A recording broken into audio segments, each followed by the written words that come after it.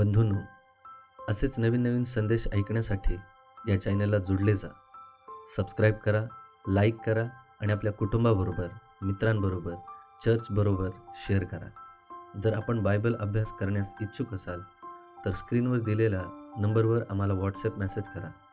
आम्ही आपल्याला रोज link share करू, ज्याद्वारे आपण आमच्याबरोबर रोज बायबल अभ्यास करू शकता आणि वचनावर आधारलेल्या विश्वासामध्ये वाढू शकता. आमचा व्हॉट्सॲप क्रमांक आहे 7972707967 7972707967. आपल्या सहकार्यासाठी धन्यवाद. वचनाचं खूप महत्व आहे. नुसतं तोंडाने पुटपुटून विश्वास दाखवण्यात अर्थ नाहीये. जेव्हा तुमच्या हातात बायबल आहे, तुम्ही वाचता, त्या वचनांवर मनन करता, त्याला म्हणतात खरा विश्वास. कारण वचन आपल्या विश्वासाला मुळावतं, मुळाशी धरून ठेवतं. जसं लताताईंनी साक्ष दिली, इतकी संकट आहेत, इतका त्रास आहे, पण जेव्हा पण साक्ष सांगतात त्यांच्या मुखामध्ये एक तरी वचन असतं. आमेन. का इतकं संकट त्रास असून सुद्धा त्यांचा विश्वास डगमगत नाही? एकच कारण आहे, तो म्हणजे त्यांचा असलेला वचनावर दृढ विश्वास. म्हणून तुम्ही खूप चांगले आहात, खूप विश्वासू आहात, पण तो विश्वास केवळ दुसऱ्यांना दाखवण्यासाठी असू नये, तर तो वचनात मुळवलेला असला पाहिजे. आमेन. आपण डोळे झाकूयात, मान वाकूयात आणि प्रार्थना. स्वर्गातील पवित्र दयाळू देवा, आकाश पृथ्वी निर्माण करणाऱ्या परमेश्वरा, या वेळेला आम्ही सर्वजण आभारोपकार मानतो आजच्या या सुंदरशा वेळेसाठी. प्रभू, तुझं वचन आम्ही शिकत असताना विनंती करतो देवबापा, की जे काही आज तुझ्या वचनातून आम्ही पाहणार आहोत, ऐकणार आहोत, आम्हाला मदत कर देवबापा. त्यातल्या गोष्टी आम्ही ग्रहण कराव्यात, शिकाव्यात आणि त्यानुसार चालावं प्रभू. कारण ही प्रार्थना येशू ख्रिस्ताच्या नावात करतो, म्हणून तुम्ही ऐका पित्या. आमेन. बघा, मनुष्य एखादं दुःख कितपत सहन करू शकतो? जोपर्यंत तो मरणाशी टेकत नाही किंवा इतक्या असह्य वेदना होतात, तेव्हा समजत नाही आपल्याला की आता देव तरी कसा ऐकत नाहीये माझी प्रार्थना. रोग येतात, अडीअडचणी येतात, कर्ज होऊन जातं, आणि मग अशी वेळ येते की आपण हळूहळू चर्चला येणं बंद करतो. पहिले तर प्रार्थना बंद करतो, फक्त इथे येतो, ब्रदरांकडून प्रार्थना करून घेतो आणि घरी जातो. स्वतः कधीच प्रार्थना करत नाही. आणि मग जेव्हा घरी जातो, घरच्या दुःख, टेन्शन, त्रासाने आपण बायबल स्टडी पण करत नाही, बायबल पण वाचत नाही. म्हणजे प्रार्थना फक्त ब्रदरच करतील, विशाल भाऊच करतील, मी करणार नाही. आणि घरी गेल्यावर बायबल वाचन नाही, काही नाही, काहीच नाही. आणि मग अजून त्रास आल्यावर आपण देवालाच ओरडा घालतो की देवा, मी तुझ्या मंदिरात जातोय, प्रार्थना करून घेतोय, तरी सुद्धा माझा त्रास निघून का जातो? मग आपला विश्वास तुटून जातो. खूप लोक मी बघितलीत आपल्या या प्रार्थना सभेमध्ये, कितीतरी वर्ष आली आणि नंतर परत जगामध्ये स्वतःला मिक्स करून घेतो. 50-50 जीवन जगायला लागलं. या पण गोष्टी करायच्या आणि त्या पण गोष्टी करायच्या. त्या विश्वासाला अर्थ नाही. पण मुळात आपण मानवी स्वभावाचे आहोत. दुःख तरी कुठवर आपण सहन करणार नाही का? आपले हातपाय हलवून आपण खूप सारे पर्याय बघतो. मग वेगवेगळ्या बाबांकडे जा, तावीज घाला, अंगारा लावा, भंडारा लावा, सगळ्या गोष्टी करतो. का? कारण आपला विश्वास कमकुवत होऊन जातो. मग ख्रिस्ती विश्वासकांमध्ये तर असं खूप विश्वास आहे की जर एखादा प्रॉफेसी करणारा किंवा भविष्यवाणी करणारा जर संदेश वक्ता आला, तर त्याच्या मागे पळतात आणि वाट बघतात की तो समोरचा संदेश देणारा माझ्याबद्दल कधी भविष्यवाणी करेल. ख्रिस्ती विश्वासकांमध्ये ह्या गोष्टी खूप आहेत. म्हणजे आपण देवाकडे चिन्ह मागतो. भावना बहिणींनो, चिन्ह माणूस कधी मागतो माहिती देवाकडे? जेव्हा त्याला देवावर विश्वास होत नाही. म्हणून जेव्हा पण तुम्ही प्रार्थना करता, देवाकडे कधी चिन्ह मागू नका की प्रभू, मी इथं चाललोय, मला हा व्यक्ती दाखव म्हणजे मला कळेल की तू माझ्या बरोबर आहे. देवा, तू माझ्यासाठी हे कर म्हणजे मला कळेल की तू माझी प्रार्थना ऐकतोयस. हे म्हणजे ना, ते तुमच्या जीवनातून काढून टाका. विश्वास आपला असा असला पाहिजे की तो आहे, तो आहे आणि तूच करणार, तू माझा बाप आहेस. आपल्या बापाकडून आपण तो बाप असल्याचे चिन्ह कधी घेत नाही. आमेन. तसा परमेश्वर म्हणतो की तू चिन्ह मागू नको, तू विश्वास ठेव. आमेन. चिन्ह कोण जगातली लोक मागतात? ज्यांना काही आशा नाहीये, होप नाहीये. आपण विश्वासू लोक आहोत. आमेन. बायबल मधून आपण असा व्यक्ती बघणार आहे जो कितीतरी वेळा खड्ड्यात पडला, त्रासामध्ये गेला आणि इतक्या त्रासामध्ये गेलाय की जिथे त्याचा जीव पण जाऊ शकत होता, पण तरी देखील त्याने देवावरचा विश्वास सोडला. खूप भयानक त्रासात पडला. जर बायबल मधून तुम्ही त्याचं जीवन चरित्र बघाल, मला तो विचार पडतो की बाबा रे, असं काय आहे याच्यामध्ये की जो इतक्या त्रासात भयानक परिस्थितीत पडून सुद्धा तो देवाला नाकारत नाहीये.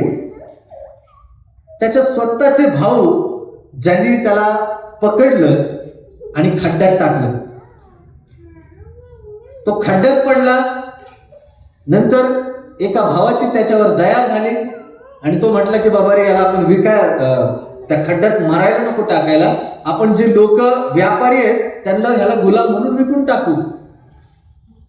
खड्ड्यात पडला होता, मरणार होता, पण त्यांनी त्याला बाहेर काढलं आणि गुलाम म्हणून विकून टाकलं. त्या व्यक्तीचं नाव काय होतं माहिती? योसेफ. काय नाव होतं? योसेफ. काय नाव होतं आनंद? योसेफ. सुहास दादा काय नाव होतं? ईश्वर काय नाव होतं? Very good. तो योसेफ, त्याला त्याच्या स्वतःच्या भावाने खड्ड्यात टाकलं, पण योसेफ आपल्या वडिलाचा खूप लाडका होता, लहान होता, सगळ्यात लाडका होता. आणि त्याला बघा, जेव्हा आपण कमकुवत असतो ना, विश्वासामध्ये म्हणा किंवा देहाने अशक्त असतो किंवा पैशाने दुबळे असतो, पण परमेश्वर आपल्याला असे एक विशेष दान देतो ना, ते जगामध्ये कुणाकडे भेटत नाही. या व्यक्तीकडे, योसेफकडे सुद्धा देवाने असं विशेष दान दिलं होतं, आणि ते दान म्हणजे स्वप्न ओळखण्याचं. परमेश्वर त्याला स्वप्नाच्या द्वारे बोलत होता आणि इतरांना जी स्वप्न पडायची त्याचा तो अर्थ सांगत होता. इतकं सुंदर दान देवाने त्याला दिलं होतं.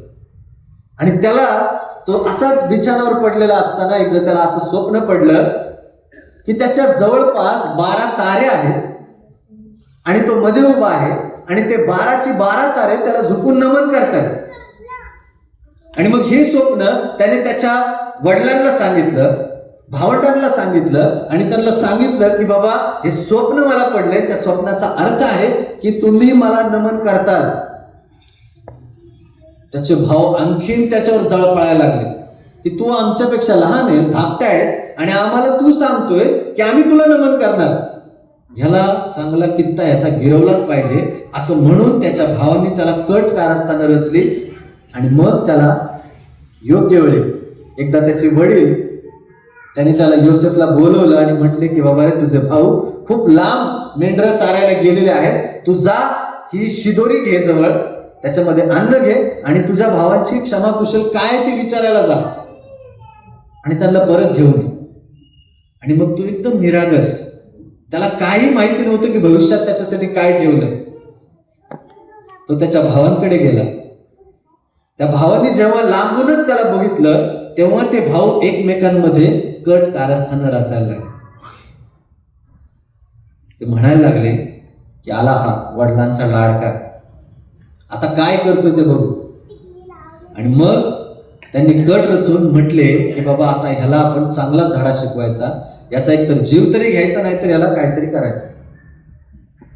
त्यांनी त्याला धरलं, गोडी गुलाबीने धरलं. तो आला होता भावांच्या मदतीसाठी, पण तोच त्या खाच्यामध्ये फसला.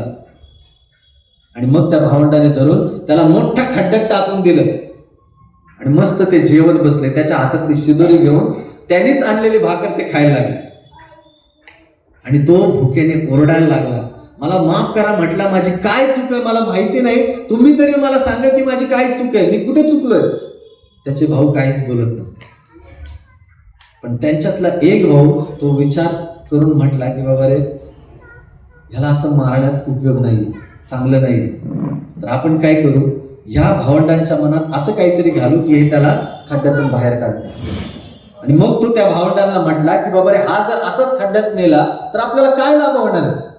मग आपण काय करू, तो व्यापाऱ्यांचा मोठा ती गर्दी चालली, तर आपण ह्याला बाहेर काढू आणि त्या व्यापारी लोकांना गुलाम म्हणून विकून टाकू. आणि मग हे त्यांना आवडलं आणि त्यांनी योसेफला त्या खड्ड्यातून बाहेर काढलं आणि त्या व्यापाऱ्यांच्या हातात देऊन टाकलं. कोणाच्या हातात? व्यापाऱ्यांच्या. कुठून काढलं त्याला? खड्ड्यातनं. एका समस्येमधून बाहेर काढलं आणि दुसऱ्या समस्येमध्ये टाकलं. किती सहन करणार? काही चूक नसताना जीवनामध्ये आपल्या असंच होतं की काही चूक नसताना, काहीच अपराध नसताना आपण त्या शिक्षेला भोगत असतो आणि विचार करतो की बाबा रे, असं माझ्या जीवनात काय होतंय, मी असं काय अपराध केला. आता त्याला व्यापारी लोकांच्या हातात विकलंय, गुलाम म्हणून चाललाय आणि आता गुलाम म्हणून परदेशांमध्ये गेलाय, भावाने त्याला विकलंय. आणि मग ते गुलाम लोक, जे व्यापारी लोक होते ना, ते दुप्पट पैशात त्या गुलामाला विकून दुसऱ्याला मोकळे व्हायचे. आणि यांनी सुद्धा योसेफाला 20 रुपयात विकत घेतलं आणि मग दुप्पट दामामध्ये बाजारामध्ये जाऊन गुलाम जसे विकायचे पूर्वीच्या काळात, तसे योसेफाला दुप्पट दामामध्ये विकून टाकले. आपण बघूया काय झालेलं आहे. उत्पत्ती याचा 39वा अध्याय 1 आणि 2 वचन आपण वाचू. आणि मग त्या व्यापाऱ्यांनी काय केलं, इथे जो कोणी त्याचा दाम लावल त्याला विकून टाकले. कुणाला? कुणाला? योसेफाला. कुणाला विकून टाकलं? लताताई? योसेफाला विकून टाकलं. आपण वचन वाचूया की तो कोणाच्या घरी गेला ते बघा. उत्पत्ती 39 1 आणि 2 वचन.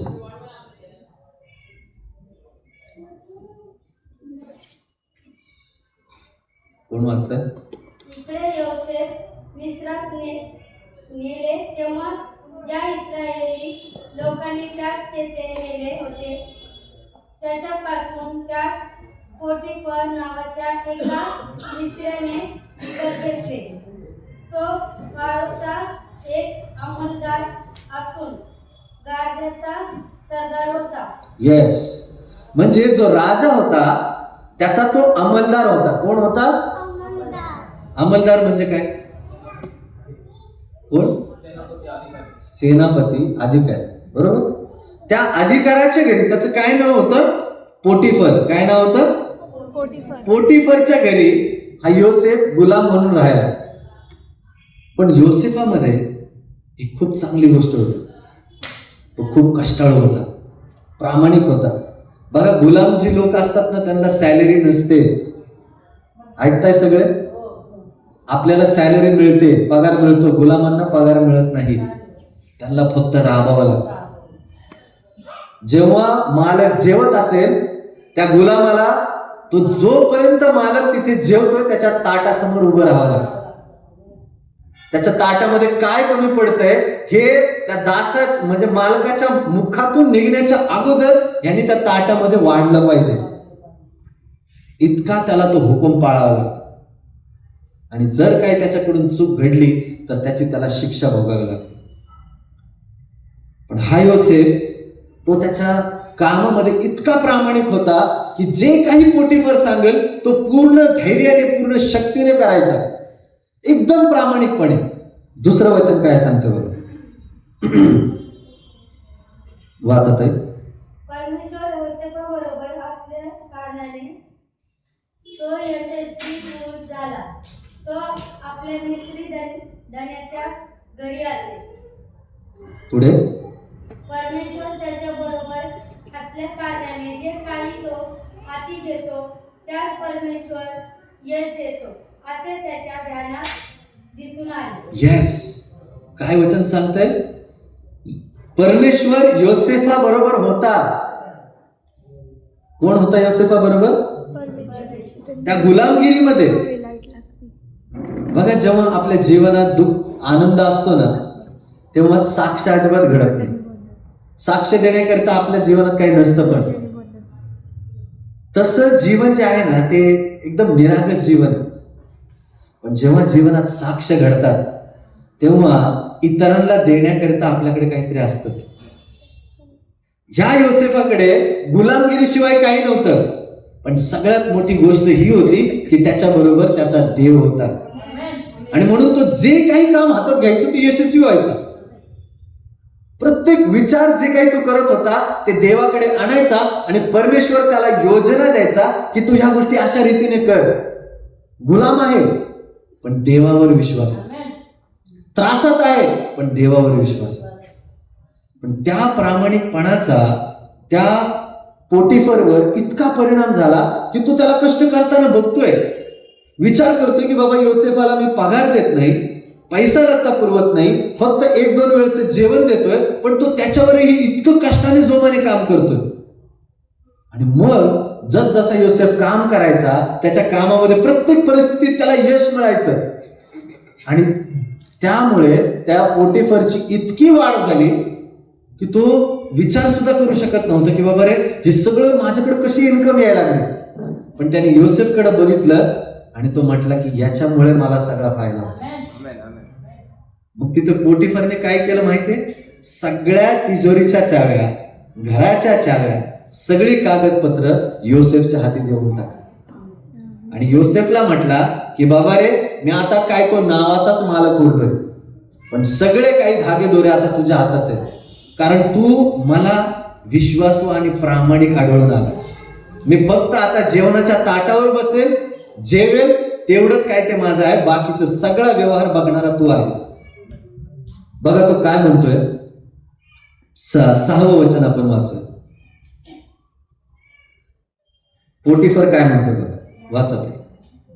त्याने आपले सर्व काही योसेफाच्या हवाली केले होते, म्हणून तो अन्न खाई त्याच्या पलीकडे आपले काय आहे याचे त्याला भान नसे. काहीच भान नव्हतं की माझ्याकडे काय आहे काय नाही, काही नाही. सगळं काही त्याने योसेफाच्या हवाले केलं. का? कारण योसेफा बरोबर कोण होता? देव होता. तुम्ही किती का संकटात असे ना, लोकांनी किती का तुम्हाला टोचणी देईना, किती का खाली पाडण्याचा प्रयत्न करेना, जर परमेश्वर तुमच्या बरोबर असतो ना तर त्यांच्या नजरा काही उपयोगी पडत नाही. तुमच्या प्रत्येक कार्यात यश देणारा तुमचा देव असतो. बघा योसेफा जवळ सुद्धा त्याचं असं काहीच नव्हतं. त्याची ना मालमत्ता होती ना काही नाही. गुलाम म्हणून जगतोय, पगार पण नाहीये, फक्त खातोय आणि जगतोय. पण तरी सुद्धा त्याच्या चेहऱ्यावर जो आनंद आहे तो पोटिफरच्या चेहऱ्यावर नव्हता. ही असते विशेष गोष्ट. खिशात पैसे नाहीयेत पण चेहऱ्यावर आनंद आहे. आणि तोच आनंद इतर लोक बघतात, ते विचारात पडतात की बाबा रे याच्याकडे काय आहे पण नाही, पण तरी सुद्धा याच्या चेहऱ्यावरचा आनंद असं वाटतो ना, असा आनंद मला पण पाहिजे. ती असते देव तुमच्या सोबत असण्याची खूण. पैशाने असं कळत नाही. तुमच्याजवळ पैसा आहे म्हणून तुम्ही खूप भाग्यवान आहात असं होत नाही. तुमच्या जीवनामध्ये असलेला आनंद, तुमच्या चेहऱ्यावर असलेली आपल्या लता ताईंसारखी स्माईल हेच दर्शवते की तुमच्या बरोबर देव आहे. आमेन. आता तो आनंदी जगतो. त्या मालकाचा, पोटिफरचा त्याच्यावर विश्वास आहे. पण शैतान फार धूर्त, त्याला तुमचं चांगलं बघवत नाही. योसेफ हा दिसायला इतका सुंदर होता आणि जेव्हा तो काम करायला लागला तेव्हा पोटिफरच्या बायकोची नजर त्याच्यावर पडली. आणि मग ती शोध घ्यायला लागली की कधी मला याची गाठभेट होईल. आणि मग असं झालं की पोटिफर कामानिमित्त दूरदेशी गेला आणि मग योसेफाला एकटा बघून त्याच्या बायकोने कट रचून त्याच्यावर आळ घातला. योसेफ काम करत होता आणि मग ती त्याच्या जवळ आली आणि त्याला फसवायला लागली. काय झालं आपण बघूया. 7वं वचन. कुणी दुसरं वाचेल जर तुम्ही काढला असेल तर वाच. यानंतर असे झाले की योसेफच्या धन्याची पत्नी त्यावर नजर देऊन तिला मानली, मग पाशी गेली. पुढे. पण तो राजी झाला नाही. तो आपल्या धन्याच्या पत्नीस म्हणाला, हे पहा, घरात माझ्या ताब्यात काय आहे याचे माझ्या धन्यास भान सुद्धा नाही. माझ्यापेक्षा ते मोठे नाही.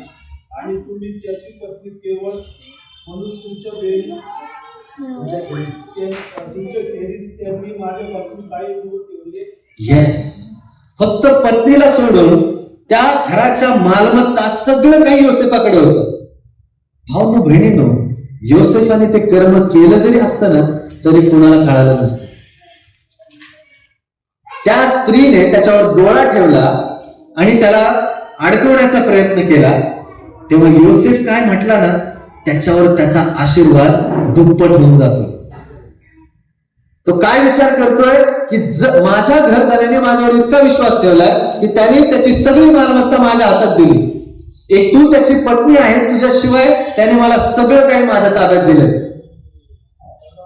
पुढे तो काय म्हणतो बघा, 9वं वचन. या घरात माझ्यापेक्षा ते मोठे नाही आणि तुम्ही त्याची पत्नी केवळ म्हणून तुमच्या खेरीज त्यांनी माझ्यापासून काही दूर ठेवले नाही.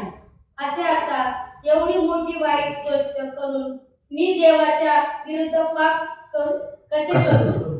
हा ना बहिणींनो, योसेफ ज्याला इतका भयानक मोह आला होता, हा असा मोह आहे जिथे मोठमोठी लोक पडतात.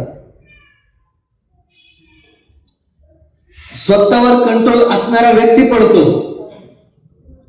आणि योसेफ जो गुलाम म्हणून आला होता, तो काय म्हणतोय त्याकडे लक्ष द्या. तो काय म्हणतोय की मला सगळं काही मालकाने माझ्या हातात दिलंय, एक तूच आहे जिच्यावर मी हात टाकू शकत नाही. आणि तरी असं असता मी माझ्या देवाविरुद्ध हा अपराध करू शकत नाही. जर त्याने तो अपराध केला असता तर तो कुणाविरुद्ध झाला असता? त्याच्या बायको पती बरोबर आहे ना, तिच्या पती बरोबर आहे. कारण त्या पोटिफरच्या बायकोवर हा डोळा ठेवून असं झालं असतं. पण तरी देखील तो काय म्हणतोय की माझ्या देवाविरुद्ध मी कसं काय अपराध करू?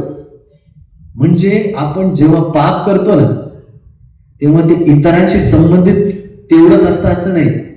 तुम्ही इतरांचा अपराध करताय तेवढंच होत नाही, तर आपण देवाचा अपराध करत असतो.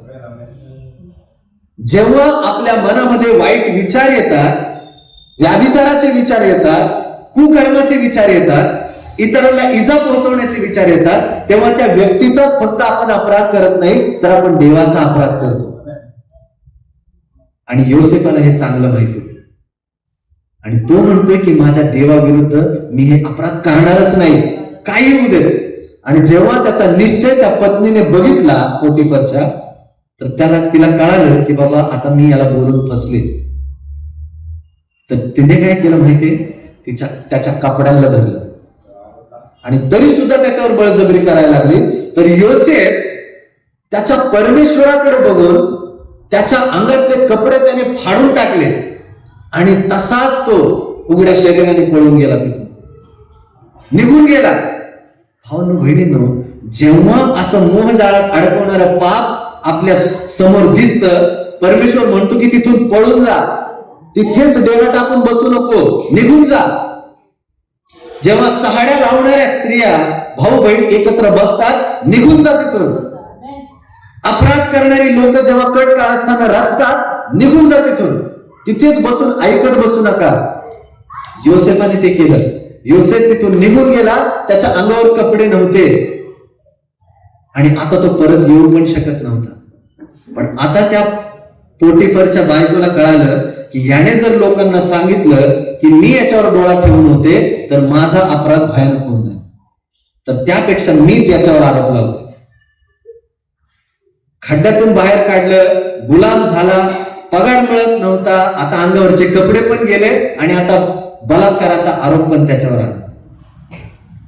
पळून गेला होता, पोटिफरने त्याला शोधून काढला आणि त्याच्यावर त्याचा जीव होता. त्याला समजत नव्हतं की बाबा मी आता याच्या बरोबर काय करू, इतका राग होता त्याला पोटिफरला. पण त्या पोटिफरने काय केलं, त्याला फारोच्या जेलमध्ये बंद करून टाकलं. किती संकट आहे, काही अपराध नसताना संकटात पडलाय असतो, आपण तिथे असतो तर आपण देवाला दोष देऊन विश्वास सोडून दिला असतो. पण योसेफ काय म्हटलं माहितीये, माझा देव माझ्या बरोबर, माझा देव मला ओळखतो, माझ्या देवाला माझं अंतःकरण माहिती.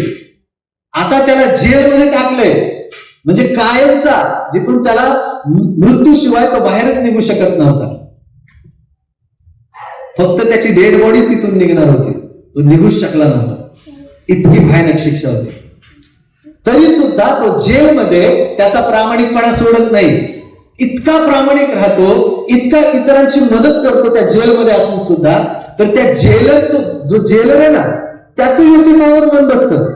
इतका प्रेमळ, इतका चांगला व्यक्ती याच्यावर मी भरोसा ठेवू शकतो.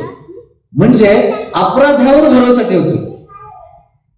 पण योसेफ इतका प्रामाणिक होता की ते जो जेलर सांगायचा ना, तो निमूटपणे ऐकायचा आणि देवाची प्रार्थना करायचा. सगळ्या तिथल्या जेल मधल्या लोकांचा विश्वास फक्त योसेफावर होता. का? कारण तो नेहमी गुढीवर जायचा, त्याच्या देवाला प्रार्थना करायचा. भाऊ बहिणींनो, आज या जगामध्ये तुमच्याशिवाय जगामध्ये कुणाकडेही आशा नाही. लोक तुमच्याकडे बघून आशा निर्माण करतात की बाबा रे, माझी प्रार्थना, माझी विनंती जर कोणी ऐकू शकतो तर ते तुम्ही आहात. तुमच्याकडे बघून लोक देवाकडे येतात. प्रभू येशू म्हणतो की तुम्ही जगाचा प्रकाश आहात. तुमच्याकडे बघून लोकांनी येशूला ओळखलं पाहिजे. बघा, जग येशूला ओळखत नाही, जग तुम्हाला ओळखतंय. जगासाठी तुम्ही येशू आहात. माझा एक दाजी होते, मला ते टोमण्याने खूप बोलायचे. जेव्हा पण भेटेल ना, तेव्हा मला येशू येशू येशू करायचे. मला कळायचं की ते टोमण्याने बोलतात. पण एकदा असं झालं की त्यांनी माझ्याकडे विनंती घेऊन आले की दादा, मला ते दादा म्हणतात, दादा माझ्यासाठी प्रार्थना कर की माझे दारू सुटायला. मला विचार पडला की इतकं मला टोमण्याने बोलणारा व्यक्ती आज माझ्याकडे कुठल्या हेतूने आलाय तर प्रार्थना करावी म्हणून. कारण माहितीये भावांनो बहिणींनो, त्या व्यक्तीला जगाकडून आशा नव्हती. जग त्याला दारुड्याच बोलत होते. पण त्या व्यक्तीला कुठून समजलं माहिती नाही की तो व्यक्ती माझ्याजवळ आला, मला म्हटला प्रार्थना करा, कारण तुम्ही जगाचा प्रकाश आहात. योसेफा बरोबर देखील तेच झालं. योसेफाकडे सगळेजण विनंती घेऊन यायचे आणि त्या जो जेलर होता त्याचं देखील मन त्याच्यावर होतं आणि त्याच्यामुळे तो निवांत होता. आणि एकदा असं झालं, योसेफाकडे एक दान होतं. काय दान होतं? स्वप्न ओळखायची, स्वप्न बघायचं आणि ते ओळखायचं दान होतं. एकदा असंच झालं की दोन जे कैदी होते ते एकमेकांमध्ये बोलत होते आणि योसेफ ते ऐकत होते. एक कैदी म्हटला की मला रात्री स्वप्न पडलं की मी टोपली घेऊन जात आहे आणि त्या टोपलीमध्ये आकाशातील पाखरे येऊन माझ्या टोपलीमधल्या भाकरी घेऊन जातात. मला ते स्वप्नच कळालं नाही. आणि मग दुसरा होता, तो सुद्धा म्हटला, त्याने सुद्धा त्याचं स्वप्न सांगितलं, पण त्याला त्याच्या स्वप्नाचा अर्थ कळाला नाही. मग योसेफाने ते स्वप्न ऐकलं, त्याला राहवलं नाही, तो त्यांच्याकडे गेला आणि त्यांना म्हटला, तुमच्या स्वप्नाचा अर्थ मी सांगतो, पण एक मात्र करा की जेव्हा तुमच्यातला एक जण याच्या जेलमधून बाहेर जाईल तेव्हा माझी आठवण करा. आणि मग जेव्हा त्याने त्या स्वप्नाचा अर्थ सांगितला, पहिल्या स्वप्नाचा अर्थ होता की 3 दिवसानंतर तुमची सुटका होईल. आणि तो जो कैदी होता तो राजाचा प्यालेदार होता. प्यालेदार म्हणजे जेव्हा राजाला कुठला ज्यूस दिला जातो, तो ज्यूस किती उत्तम दर्जाचा आहे आधी तो चाखून बघतो आणि मग तो राजाकडे जायचा. त्याला म्हणतात प्यालेदार. काय म्हणतात त्याला? प्यालेदार. हा प्यालेदार तो म्हटला, योसेफ त्याला म्हटला की बाबा आज 3 दिवसानंतर तू जेलमधून सुटशील आणि राजाच्या हुजुरात जाऊन पुन्हा तू प्यालेदार होशील.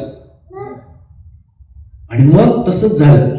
तो 3 दिवसानंतर सुटला आणि राजाच्या प्यालेदार म्हणून बसला.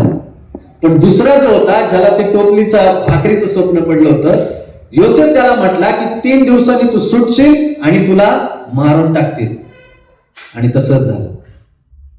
आता योसेफ त्या प्यालेदाराला म्हटला होता की माझी काय कर, आठवण कर, मी काय कृत्य केली ते सगळं राजाला सांग.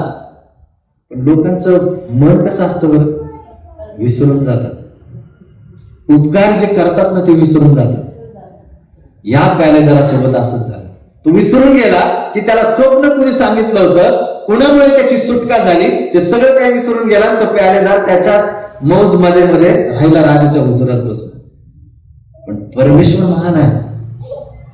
जेव्हा एक दरवाजे बंद होतात, परमेश्वर हजारो दरवाजे ओपन करतात. फारोला स्वप्न पडलं. काय स्वप्न पडलं माहितीये? फारो इतका विचारांमध्ये पडला की बाबा मी काय करू आता या स्वप्नाचं, मला समजत नाहीये.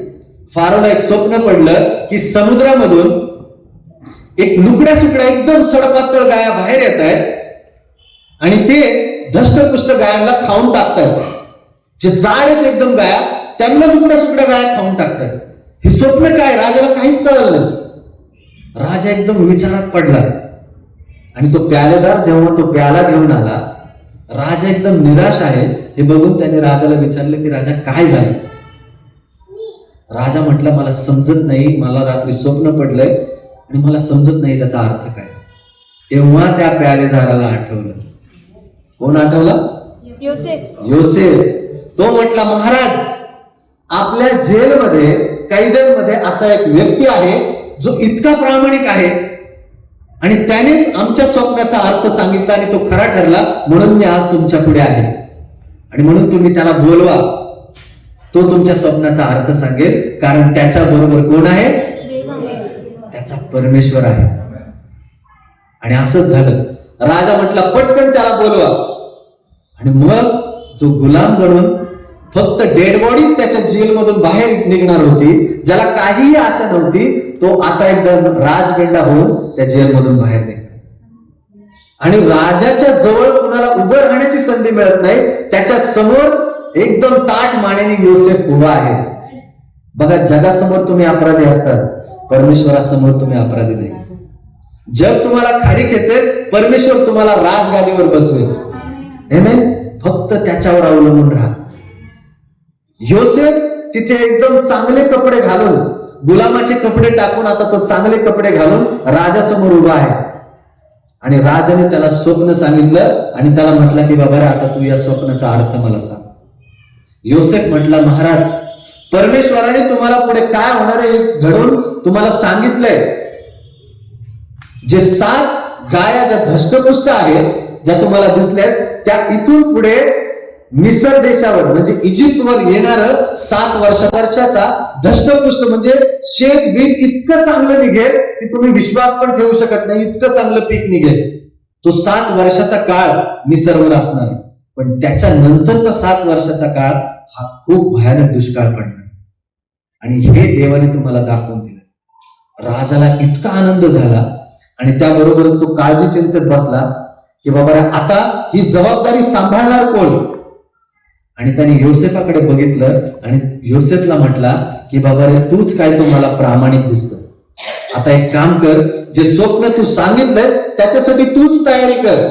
काय जे काही तुला करायचे, कोठारा बांधायचे, जे काही तुला निर्णय घ्यायचे, तू ते घेऊन टाक आणि ही सगळी जबाबदारी तू व्यवस्थितरित्या पार पाड.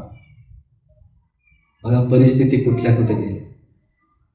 ज्या जेलमधून त्याची फक्त डेडबॉडी निघणार होती, तो एक जबाबदारी म्हणून पंतप्रधान म्हणून बाहेर पडतोय. आमेन. परमेश्वर ज्याच्या बरोबर आहे त्याला संकटाची भीती वाटत नाही. पण प्रत्येक काम, प्रत्येक परिस्थितीमध्ये, प्रत्येक अडीअडचणीमध्ये जेव्हा आपण प्रामाणिक राहतो, परमेश्वराचा हात सोडत नाही, परमेश्वर त्या सगळ्या परिस्थितीतून आपल्याला पार नाही. आमेन. योसेफ त्या सगळ्या प्लॅनिंग मध्ये इतका हुशारपणे त्यांनी सगळ्या गोष्टीचा आराखडा केला. त्यांनी 7 वर्ष मोठमोठी कोठारं बांधली. सगळ्या जगामध्ये दुष्काळ नंतर पडला 7 वर्षानंतर. फक्त मिसर एकच राष्ट्र होतं, इजिप्त एकच राष्ट्र होतं जे लांब लांबून लोक यायची आणि त्या मिसरामधून ते अन्न घ्यायची. आणि हाच दुष्काळ हळूहळू कुठपर्यंत पोहोचला माहितीये? त्याच्या भावंडांपर्यंत, त्याच्या गणगोतांपर्यंत. तीच भावंड ज्यांनी त्याला कुठे फेकलं होतं? खड्ड्यात. कुठे फेकलं होतं? आता ते दुष्काळामध्ये अन्न पाणी शोधत आले. योसेफ आता एकदम बदलला होता, पंतप्रधान झाला होता. आणि ही भाऊ अन्नाचा शोध करत करत त्या फारोच्या दरबारात येऊन बसली आणि त्या फारोकडे, त्याच्या सेवकांकडे विनंती करायला लागली की कृपा करून आम्हाला अन्न द्या, म्हणजे आमचे आई वडील जगतील, आमची भावंड जगतील. आणि मग योसेफ तिथून जात होता आणि योसेफाने बघितलं की त्याचे भावंड गुडघे टेकून विनंती करतात. योसेफाने तिथे असा विचार केला नाही की आता यांची मजा बघतो. योसेफ तिथे रडायला लागला की माझ्या भावांची परिस्थिती काय झाली. आणि मग योसेफाने पटकन तिथे निर्णय घेतला नाही की लगेच घ्या आणि त्यांना राज दरबारात नाही. त्याला हे बघायचं होतं की माझ्या भावांचं अंतकरण बदललंय का, ते पूर्वीसारखेच निष्ठुर राहिलेत का. तर त्याने त्याला राज दरबारात बोलवलं आणि मग त्यांना अन्न वगैरे सगळं खाऊ घातलं. त्यांनी पण ओळखलं नाही की हा आमचा भाऊ योसेफ आहे, कारण योसेफ पूर्णपणे बदलला होता. कितीतरी वर्षांचा काळ गेला होता. आणि मग जेव्हा अन्न सगळं खातात आणि मग योसेफ म्हणतो की तुमचा लहान भाऊ कुठे आहे. आता मात्र त्यांना कळत नाही की आता काय करावं, काय उत्तर द्यावं. योसेफच स्वतः विचारतोय आणि ते म्हणतायत की महाराज आम्हाला माहिती नाही, पण आमचा लहान भाऊ, त्या योसेफ नंतर पण एक लहान भाऊ झाला, त्याच्या वडिलांना लहान मुलगा झाला. आमचा एक लहान भाऊ आमच्या आई वडिलांकडे आहे, जर तुम्हाला असं वाटतं की त्याला बघावं तर आम्ही त्याला घेऊन येतो. तर तो म्हटला ठीक आहे, तुम्ही त्याला घेऊन या, मग मी तुम्हाला आणखीन अन्न देईन. आणि मग ते निघून जातात. आणि मग तो काय करतो की जाता जाता त्यांच्या अन्नामध्ये सोन्याचा प्याला टाकून देतो. आणि मग जेव्हा ते जातात, ते अन्न घेऊन जातात आणि त्यांचा वडील ते अन्न बघतो, ते सगळं खुश होतात की दुष्काळामध्ये त्यांना अन्न मिळालं. पण ते हात घातल्यावर त्याच्यामधून काय निघतो, सोन्याचा प्याला निघतो. इतका तो बाप घाबरतो, ते भावंड घाबरतात की या भावंडांनी काय केलं. अगोदरच माझ्या लेकराला, लहान मुलाला यांनी मारून टाकलं आणि आता यांनी चोरी केली. ते भाऊ रडायला लागले की बाबा आम्ही केलं नाही, आता आम्ही काय करावं हे आम्हाला माहिती नाही. आणि मग ते परत त्या फारोकडे किंवा योसेफकडे आले आणि मग योसेफाने तेव्हा त्यांना सत्य सांगितलं. तो रडायला लागला, ओक्ष बोक्षा त्यांच्या गळ्यात मिठी मारून रडायला लागला की बघा, तुम्ही माझं वाईट कारस्थान रचलं होतं, पण परमेश्वराची योजना खूप महान होती. या राष्ट्रामध्ये दुष्काळ पडणार होता, म्हणून देवाने माझी तिथून निवड केली. तुम्ही माझं वाईट योजलं होतं, परंतु परमेश्वराने माझं चांगलं केलं. भाऊंनो बहिणींनो, जी परिस्थिती आज आपल्या डोळ्यासमोर दिसते त्याच्याकडे बघू नका, तर त्या परिस्थितीच्या पलीकडे जे आशीर्वाद देवाने ठेवलेले आहेत त्याच्याकडे बघा. इतके आशीर्वाद येतील ज्याची तुम्ही गणती पण करू शकणार नाही. आमेन. भाऊ बहिणींनो, जसा परमेश्वर योसेफा बरोबर होता, तोच परमेश्वर त्यांचा आणि माझा बाप आपल्या सगळ्यांच्या बरोबर आहे. आमेन. देवा तुम्हा सगळ्यांना आशीर्वाद.